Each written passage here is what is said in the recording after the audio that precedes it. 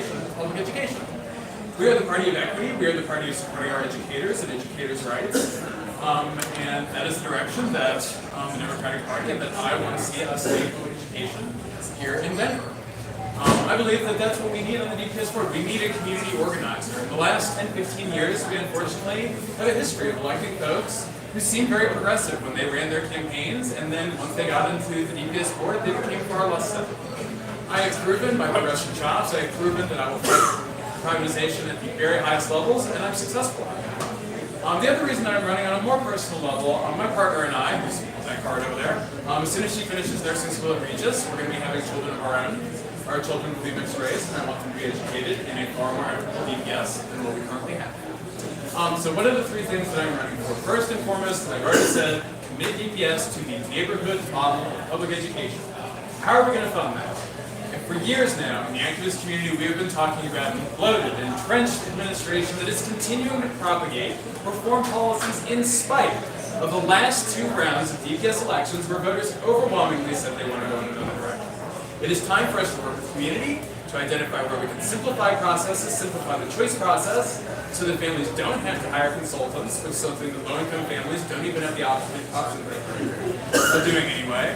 Simplify the choice process, move significant money from administration into our neighborhood schools.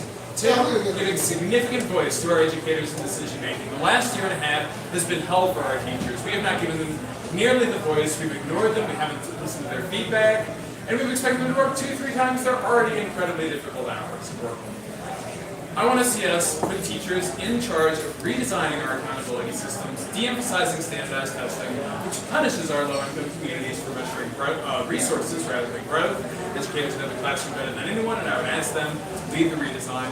And lastly, but not leastly, putting community in control of Denver public schools. Real mechanisms like a community action team, a committee that would put forward quarterly recommendations the board would be required to vote on. That way, if the board wants to ignore the community, they have to do it right there in the community's face and deal with the consequences. Those are my focuses. I hope I can earn your support. Thank you all so much.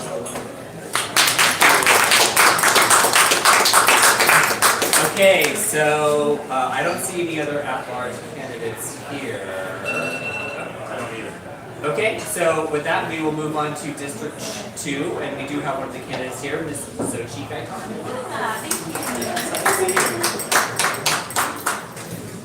Hi, good evening, everyone. Thank you for getting us all together, Denver Young Dems, Denver Dems. I really appreciate the time. I'll take any time we can get, because sometimes Southwest Denver is way southwest and we get ignored. So thank you for the time. My name is Sochi Gaitan, or Gaytan, G-A-Y-T-A-N, and look for me at gaytan4dps.com. And I'm a DPS parent. I'm a DPS graduate from my community in Southwest Denver, Lincoln High School. I'm an entrepreneur, a businesswoman, 19-year veteran real estate agent, representing working families, my Latino, Mexicano, Chicano families, helping them build generational wealth. It's been very, very difficult in the last 2 years, especially during the pandemic. And I'm running for Denver School Board to really ensure that we're allocating funds from the top-heavy administration down into our classrooms. It's really important to me that we're supporting our teachers, that we're providing a stable work environment for them, something that's going to be sustainable, because right now they are fighting. Our teachers are fighting. They're in the middle of bargaining right now with the district, and they're not really getting much on their end for what they're bargaining for. So I'm really, really concerned for them. They are the ones that have as a DPS parent, I have an 8th grader, they're the ones that have my son all day with them, 8 hours. And I need to make sure that they are providing a quality learning environment for my little impact. While in some cases it's happening in some schools, it's not happening district-wide in Southwest Denver. So it's really scary, it's really frightening. Very similar to what Scott and Nikki were sharing with you all. We're in the fight right now. It's been like this for the last 10, 15 years, but it's gotten worse, and we're in a very deep, deep fight for protecting public education. In Southwest Denver, half of the total schools, hear me out, half of the total schools in Southwest Denver are charter innovations. And guess what? The other half that are public schools, DPS board right now has 19 schools on the list for closure. Of those 19, more than half are in my district. So of that half that I just told you are open public schools, they're looking at closing 10 of those. So do you see why I'm in this fight to protect public education? I am your teacher endorsed candidate. I am the teachers union endorsed candidate. And I am fighting to protect public education. I can't stress that enough. And I'm looking to curb, because it's really difficult to fight and stop privatization, but I'm looking to curb it so that the next future school board members can help, get us back on the right track, and we can open up our public schools and turn them into community schools for every neighborhood in Southwest Denver. Of course, I'm talking about Southwest Denver, but I want this district-wide. And these are things that are happening in Northeast Denver, Southwest Denver, where we find predominantly black and brown communities. And so that tells you all the disparities, inequities, the racism, you name it, that we've been facing. I've been in this fight for 14 years, since they closed my 24-year-old school when he was 10. Okay, so I can share more with you one-on-one, and I'll stick around, but thank you. So I have a request, and Tate Anderson is going to speak on behalf of Michelle Quattlebaum for District 4, because he has somewhere to be. Cool. 3 minutes, Tate. All right, we're gonna make this fast. So I'm not Michelle Quattlebaum, if that hasn't been made evident. I am here on her behalf because since 1965, there has been a black woman on the Denver School Board. The first black woman elected to the Denver School Board was Rachel B. Knoll, who helped integrate our then segregated schools. She fought against white supremacy. She fought against the rise of racism in our system, and she was successful. And now in 2021, the Denver School Board is at risk of losing that perspective. A perspective that has been on the board for over 50 years. A perspective of a woman who took on the racist IB program at George Washington High School when they told her black daughter she could not be in that class. She won when she took that program on.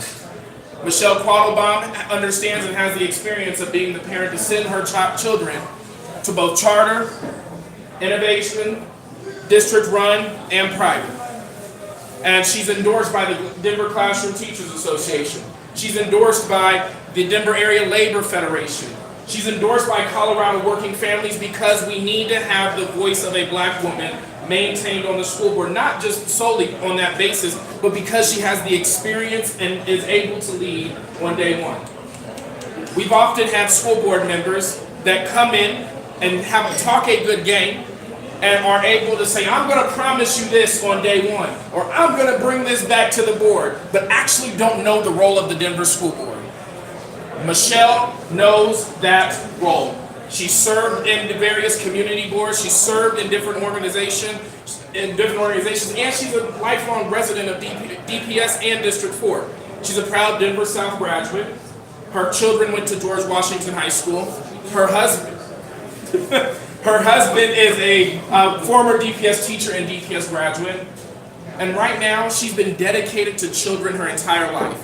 So much that she even went back to Denver Public Schools, where she's right now currently working as the community liaison for George Washington High School. And her job right now, as I'm speaking to you, is welcoming the new superintendent of Denver Public Schools, being able to get that student voice coalesced around them. But there's still much more work to do.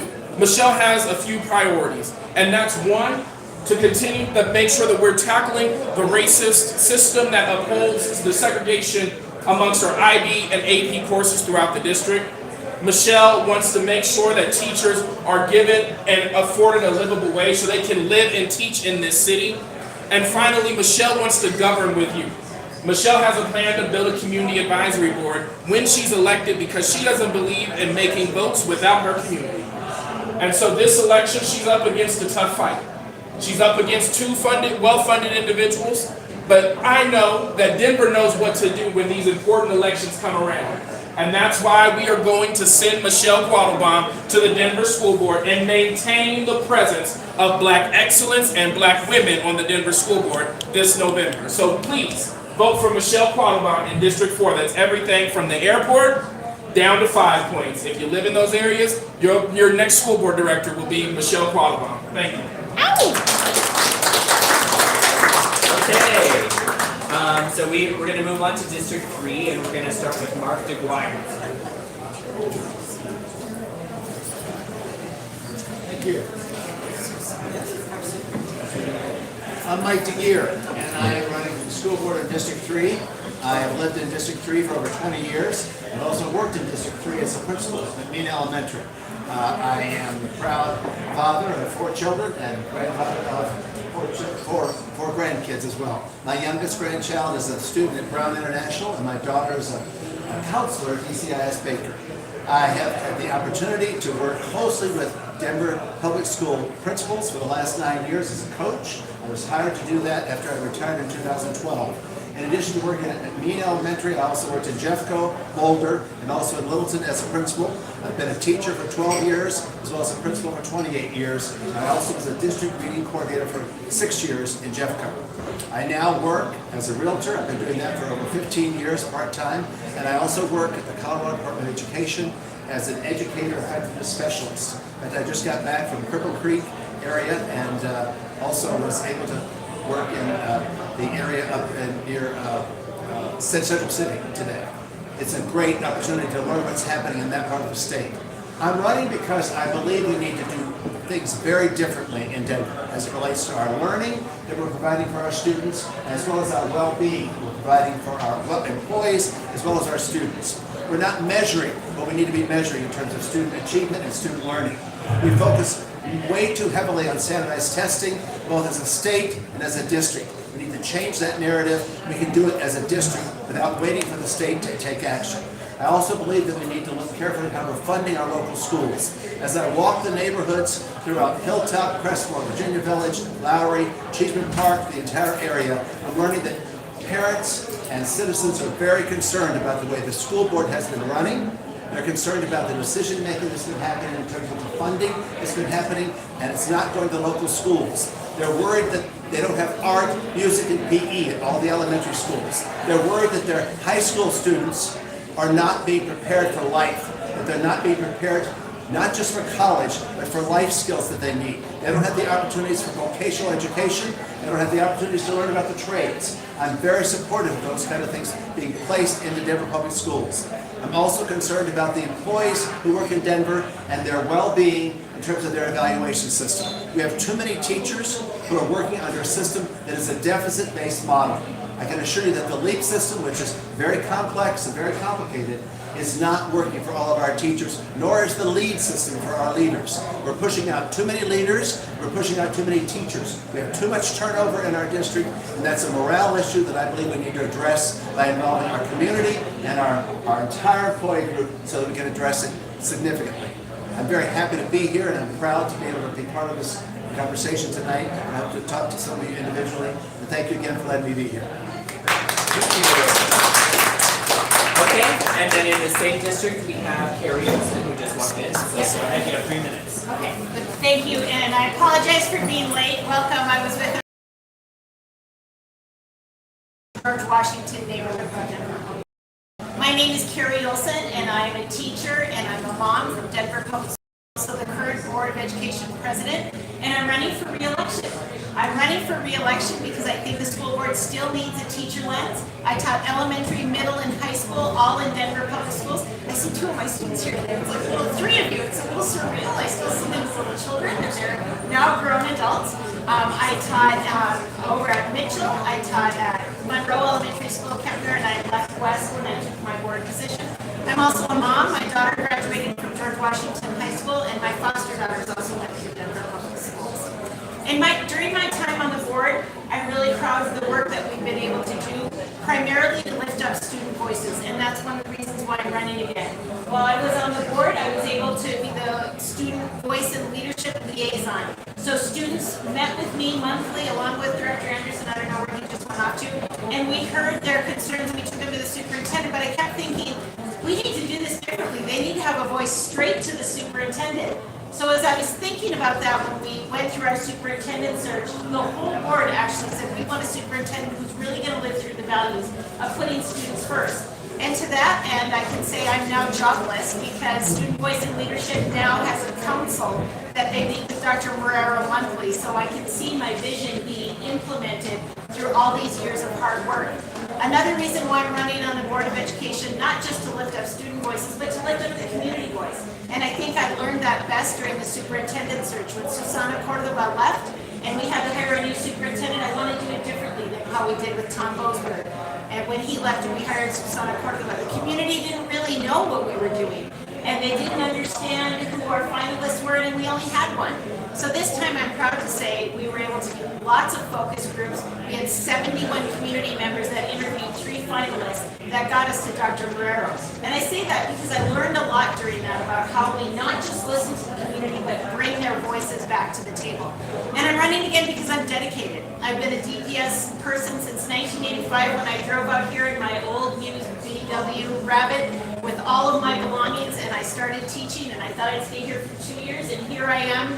I don't know how many years later, 37, 38. I've got 4 more years in me, and I'm dedicated, and I'm a hard worker, and I will continue to lift up teachers' voices. They're my peer group. If I ever do anything that goes against what teachers believe in, I hear about it immediately, and I continue to meet with them. I know they're tired. I have to put in a plug for substitute teachers. All of you who have ever wanted to be a substitute teacher in Denver Public Schools, if you even have one day extra time on your hands, we are desperate for extra people in our schools. Please consider becoming a guest teacher in our schools. Volunteer on playgrounds. That was the #1 thing we heard again at George Washington High School tonight. So I'm running again to lift up the voices of teachers and all of our employees, our school staff that work so hard, our students, and I'm dedicated and tireless in championing strong public schools. And thank you for having me here tonight. Okay, so I believe that's all the candidates that we have. Speak now for repeats. Okay, and so I guess we'll move on to the ballot initiative portion of this. It's the same thing, so if you're here to speak on a ballot initiative, if you could come up to speak on that. Oh. And then, so this is why we're here. I have not even opened my ballot yet. I am definitely a millennial in the sense that this will not be turned in until the day of, or maybe the day before if we're really lucky. But if you have not received this yet, that is probably an issue. So go ahead and get a hold of myself or the DPOD chair, Mark, who's sitting right there. What? If they haven't received their ballot yet, they should talk to you. We haven't voted yet. You need to get your ass. We were just thinking, like, we're saying we already filled out our ballots. So we're like, how does it turn in, Okay, so do we have anyone to speak on ballot initiative? Yes. Oh, there we go. So I will give you your 3 minutes. Is there anybody else here to speak on for or against any ballot measure? No. Okay, great. I'm going to speak on all the ones I had at one time then, because we'll keep it easier that way.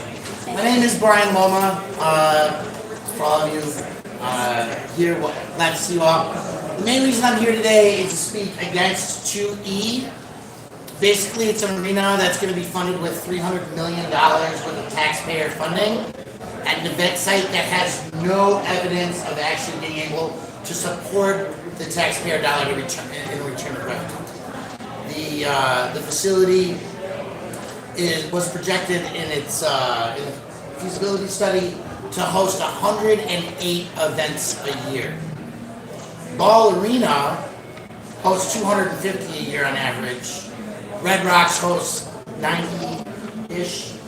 So the idea that the arena facility would be equivalent to Red Rocks, the amount of events it would host, is audacious based on the population, access to mass transit. There's a slew of reasons.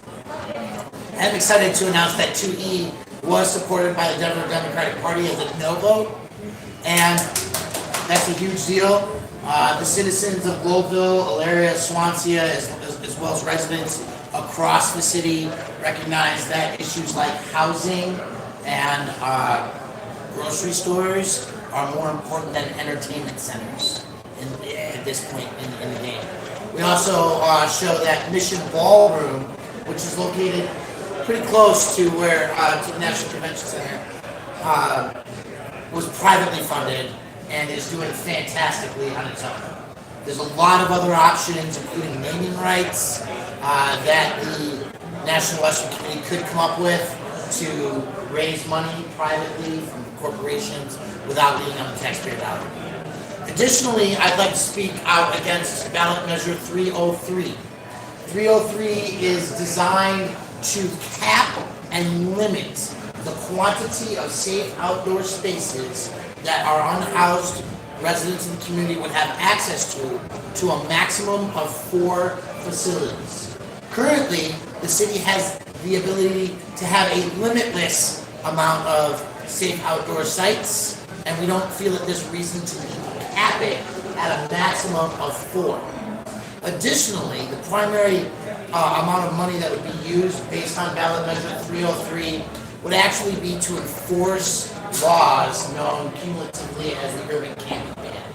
These laws make it illegal to sit on the sidewalk, to cover yourself with a blanket, to survive outdoors.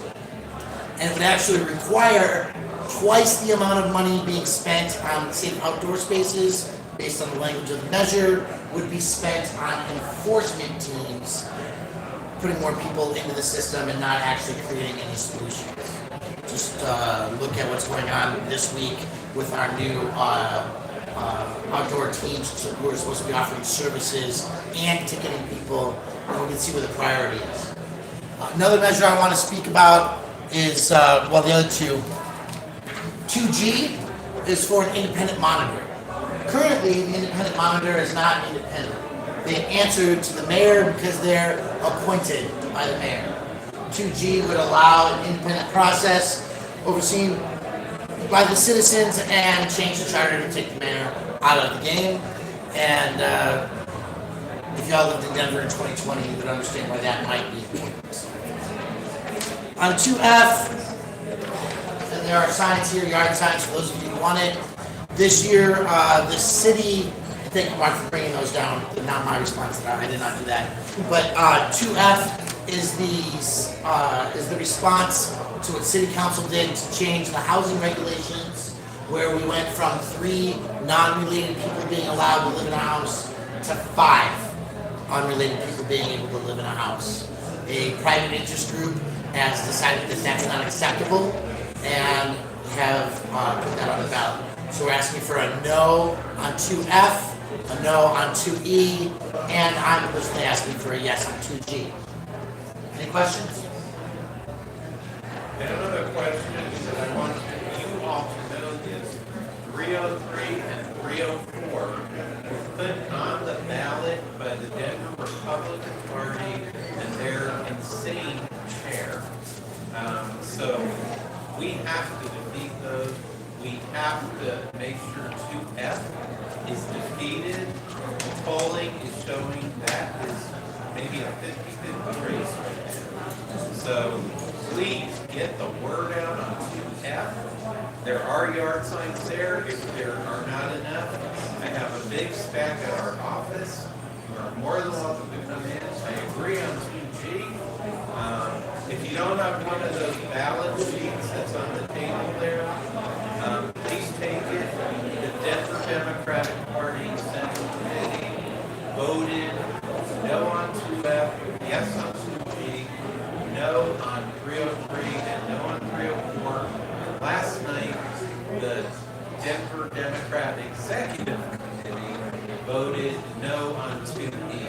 So these are important measures, and I can tell you, being down at Denver Elections Division several times a week, the turnout, which is now, you got your ballots about a week and a half ago, the turnout is terrible. So please vote, get your ballots filled out. And I'm going to add to that, for any of you who are doing doors or are interested in doing doors for GOTV efforts, I have flyers on all 4 of these issues in excess available. I'm a member of the No on 2E committee. We have minivan walking lists. We know who hasn't turned in their votes. We would love to help you get the vote out. Thank you. Okay, So that concludes that portion. So the rest of the event, I really wanted to just be social. We do still have candidates here, so if you'd like to speak to them, that's what they're here for. I wanted to also close by thanking Mark for being here and bringing all the splits. Thank you, Mr. Chair. And lastly, I wanted to close by talking about our next event, which is the holiday party at the Governor's Mansion on December 10th. It's our big fundraiser of the year. We have Senator Bennett, Dave Young, Phil Weiser, and Jenna Griswold all confirmed that they will be there. It is a black tie event, and it's $50 a ticket. So if you're interested in that, you can find information by looking at the tables. There is a QR code. And so I would appreciate if you purchased your tickets because this is our fundraiser of the year. And we have a lot of ambitious plans. I was thinking about what I want to do for next year because the pendulum does swing. I would like to do a digital ad, I would like to do a radio ad, and I would like to do a print ad. And we need money to do that. So if you would buy a ticket and show up, I would certainly appreciate it. But thank you all for coming and enjoy the event. Grab a beer and talk to the candidates. So thank you.